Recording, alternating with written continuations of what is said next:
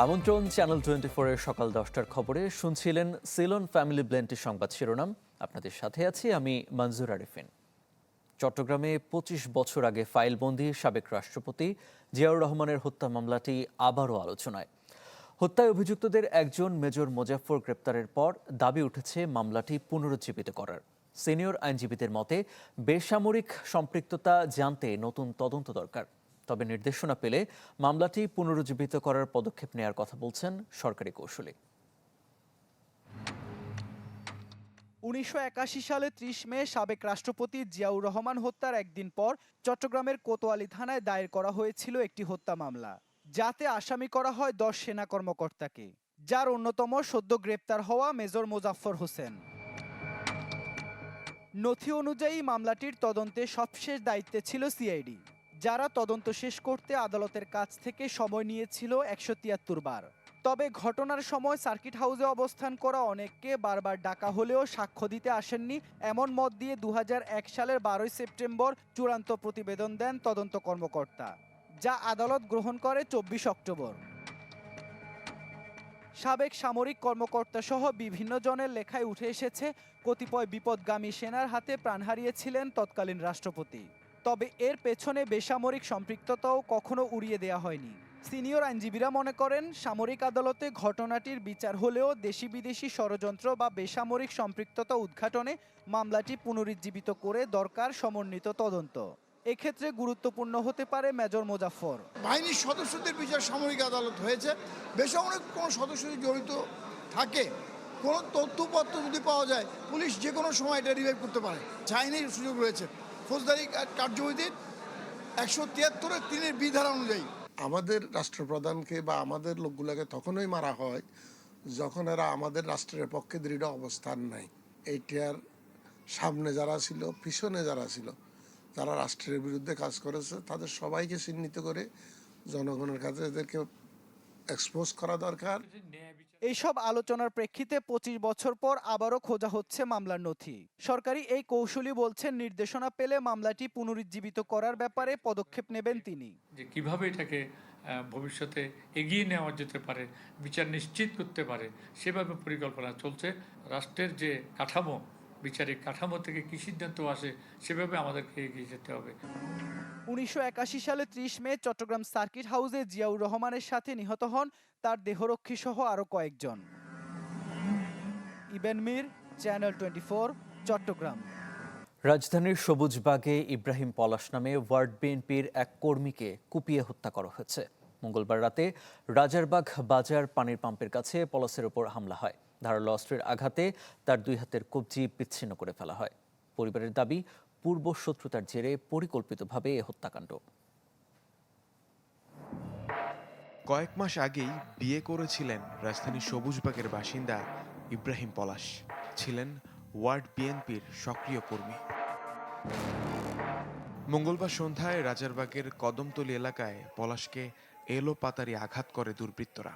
হামলার সময় ধারালো অস্ত্রের আঘাত এতটাই নির্মম ছিল যে তার 2 হাতের কবজি শরীর থেকে বিচ্ছিন্ন হয়ে যায়।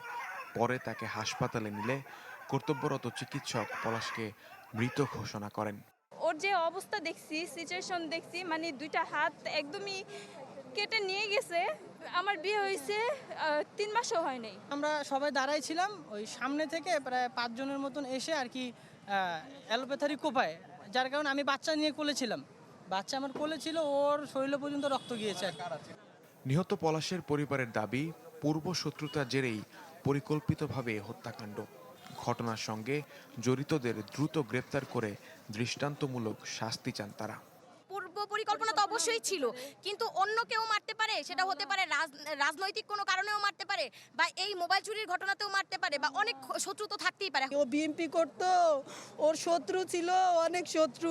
যেখানে মারছে এখানে তো ফুটেজ আছে, আপনারা দেখেন ওই ফুটেজে কি হয়েছে, কি করছে। আজকে শুনছি যে সন্ধ্যার সময় একটা মোবাইল নিয়ে বলে বিচার। এই বিচার ওরে কে ডাকলো, কি বিচার, আসলে কি হয়েছে, কে চালাকি করে নিয়ে ওরে মারছে। হত্যাকাণ্ডের কারণ ও অপরাধীদের দ্রুত গ্রেপ্তারে সিসিটিভি ফুটেজ বিশ্লেষণ সহ অভিযান অব্যাহত রেখেছে পুলিশ। যারা জড়িত আছে তাদেরকে গ্রেপ্তার ইতিমধ্যে টিম বাইরে আছে। কিছু তথ্য আমাদের কাছে আছে, তদন্তের স্বার্থে এই মুহূর্তে নাম বলছি না। আমরা আশা করছি যে খুব শীঘ্রই যারা যারা এই ঘটনায় জড়িত আছে তাদেরকে গ্রেপ্তার করতে পারবো।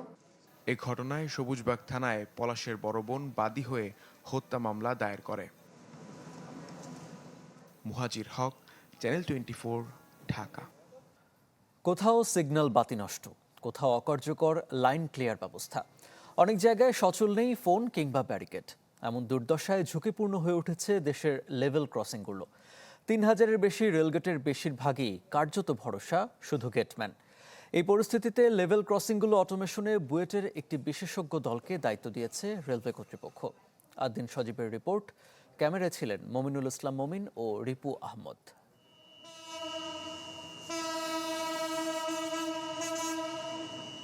রেলের নষ্ট সিগন্যাল বাতিতে এখন পাখির বাসা।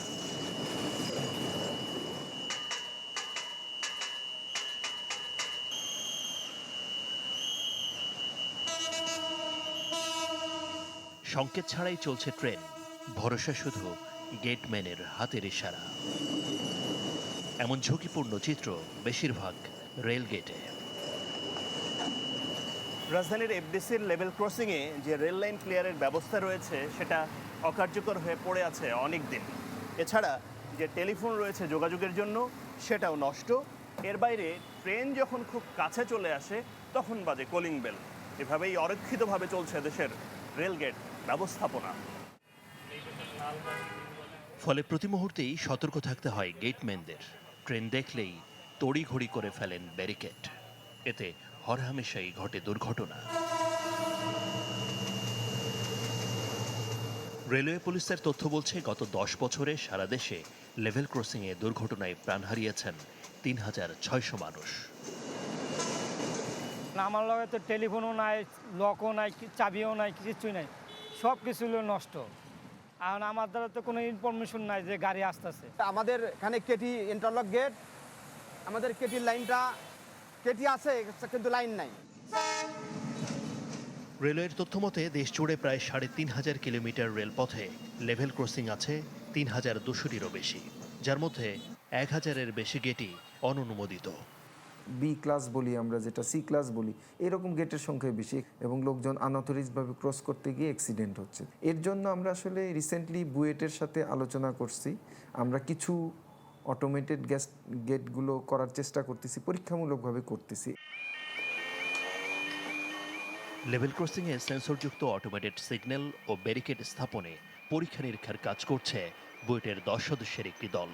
তারা জানান, আগামী 6 মাসের মধ্যে ঢাকার 15টি রেল গেটে বসানো হতে পারে পরীক্ষামূলকভাবে। আমাদের যে সোশ্যাল কনটেক্সট, আমাদের যে টেকনোলজিক্যাল রিয়েলিটি, এই দুটার সাথে সামঞ্জস্য রেখেই একটা হোমগ্রোন সলিউশন ডেভেলপ করা, যেটা আমাদের জন্য কস্ট এফেক্টিভ হবে। আমরা রিয়েল লাইফের ট্রাফিক যেটা আসা যাওয়া করছে সেটাকে হ্যাম্পার করবো না।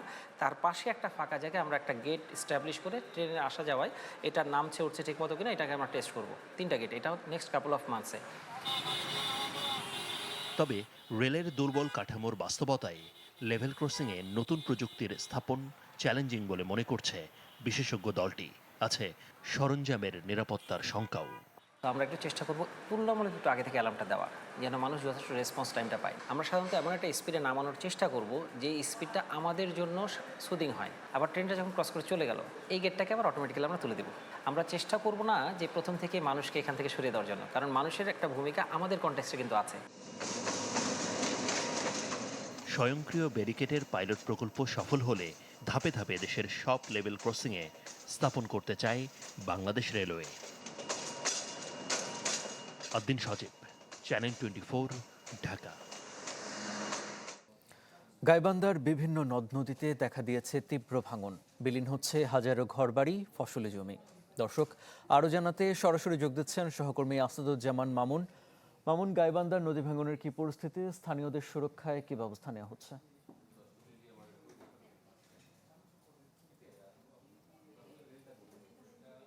ব্রহ্মপুত্র নদের তীরে আজও কিন্তু ব্রহ্মপুত্র, যমুনা, ঘাঘট এবং করতোয়া নদীর পানি কিন্তু বৃদ্ধি অব্যাহত রয়েছে। গত কয়েকদিন থেকে কিন্তু পানি বাড়ছে। আর আজকে যেটা সকালের খবর অনুযায়ী জানতে পেরেছি পানি উন্নয়ন বোর্ড কন্ট্রোল রুম থেকে, সেটা হচ্ছে তিস্তা নদীর পানি হ্রাস পেয়েছে।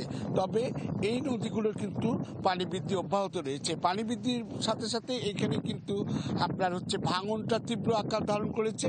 পানি উন্নয়ন বোর্ডের কন্ট্রোল রুম থেকে জানতে পেরেছি যে এখানে ৪৫ থেকে ৫০টা স্পটে আপনার হচ্ছে গাইবান্ধার ৪টি উপজেলার মাঝে আপনার হচ্ছে এই ভাঙনটা দেখা দিয়েছে। এখানে তারা ভাঙন প্রতিরোধে কাজ করছে বালুর বস্তা ফেলে।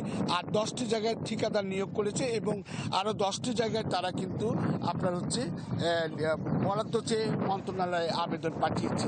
আমি যেটা ঘুরে দেখেছি, যেটা গাইবান্ধার তিস্তার সুন্দরগঞ্জ উপজেলা তিস্তা নদীতে, এখানে প্রায় ২,০০০ মানুষ কিন্তু বাড়িঘর হারিয়ে ফেলেছে। সদর উপজেলায় যেমনটি কামারজানি, মোল্লারচর, গিদারি ইউনিয়ন ভাঙনের মুখে রয়েছে। এছাড়া ফুলছড়ি উপজেলার এই পূর্ব কঞ্চিপাড়া, আমি যেখানে দাঁড়িয়ে রয়েছি, এখানকার মানুষজন কিন্তু ২০ মিনিটের মধ্যে ২৫টি বাড়িঘর নদীগর্ভে বিলীন হয়েছে। এছাড়া আপনাকে যদি জানাই যে এই পানি বৃদ্ধির কারণে কিন্তু চরাঞ্চলের যে প্রাথমিক বিদ্যালয়গুলো রয়েছে, সেখানে কিন্তু বেশ কিছু বিদ্যালয়ে পাঠদান বন্ধ রয়েছে। এই ছিল এখনকার মতো গাইবান্ধার ভাঙনের খবর। মামুন, ধন্যবাদ আপনাকে। দর্শক, গাইবান্ধা থেকে নদী ভাঙনের পরিস্থিতির খবর জানাচ্ছিলেন সহকর্মী আসাদুজ্জামান মামুন। 11তম দিনের মতো ইরানে অব্যাহত মার্কিন হামলা। হরমুজ প্রণালীতে বাণিজ্যিক জাহাজ চলাচলে ইরানের বাধা দেওয়ার সক্ষমতা দুর্বল করতেই হামলার সিদ্ধান্ত, জানিয়েছে মার্কিন সেন্ট্রাল কমান্ড। বুধবার মধ্যরাত থেকে চালানো হামলার বেশিরভাগই হয়েছে দক্ষিণ ইরান এবং হরমুজ প্রণালীর আশেপাশের এলাকায়। হামলা হয়েছে তাবরিজ, সিরিক, বুশেহর সহ বেশ কয়েকটি শহরে। তাবরিজের উপকণ্ঠে একটি সামরিক স্থাপনায় হামলা চালিয়েছে মার্কিন সেনারা। খুব শীঘ্রই ইরানের কথিত পারমাণবিক স্থাপনা পিক এক্স মাউন্টেনে বড় ধরনের হামলার হুঁশিয়ারি দিয়েছেন যুক্তরাষ্ট্রের প্রেসিডেন্ট ডোনাল্ড ট্রাম্প। এমন হামলা হলে মধ্যপ্রাচ্যের সংঘাত আরও বড় পরিসরে ছড়িয়ে দেওয়ার সতর্কবার্তা দিয়েছে ইরান। রাশিয়ার সঙ্গে চলমান যুদ্ধের মধ্যেই বড় সিদ্ধান্ত নিলেন ইউক্রেনের প্রেসিডেন্ট ভলোদিমির জেলেনস্কি। দেশটির সেনাপ্রধান ওলেকজান্ডার সিরস্কিকে বরখাস্ত করেছেন তিনি। সিরস্কির স্থলাভিষিক্ত হয়েছেন মেজর জেনারেল মিখাইলো দ্রাপাতি। রাশিয়ার সঙ্গে যুদ্ধ শুরুর পর ইউক্রেনের সামরিক নেতৃত্বে এটি সবচেয়ে বড় পরিবর্তন। রাশিয়ার আগ্রাসনের বিরুদ্ধে চলমান প্রতিরক্ষা কার্যক্রমে গতি আনতেই এমন সিদ্ধান্ত, জানিয়েছেন জেলেনস্কি। ২০২৪ থেকে ২০২৫ সাল পর্যন্ত ইউক্রেনের স্থলবাহিনীর নেতৃত্ব দিয়েছেন দ্রাপাতি। এর আগে গত সপ্তাহে মন্ত্রিসভায় বড় ধরনের রদবদল করে ইউক্রেন সরকার। ৬ দিন আগে পদ থেকে সরিয়ে দেওয়া হয় প্রতিরক্ষা মন্ত্রী মিখাইলো ফেদোরভকে।